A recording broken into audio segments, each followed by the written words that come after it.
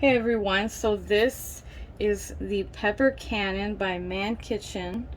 We've been waiting for this for almost 2 months and it is totally worth it after testing it out.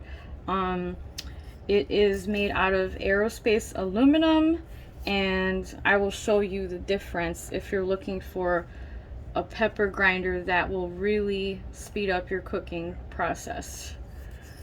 So you pop off the bottom, and then you can see all the adjustments, fine, coarse. Right now I have it on the coarse setting to show you. So look at how fast it grinds the pepper.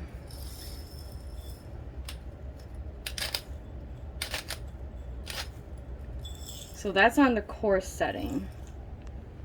Just 3 turns. So now I'll do it on the fine setting. You just have to turn it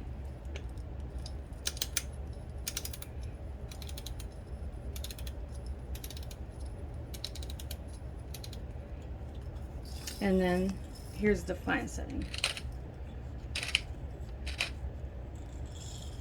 That's medium. Medium setting, okay. Turn it a little more. Okay, there we go. Here's the fine setting.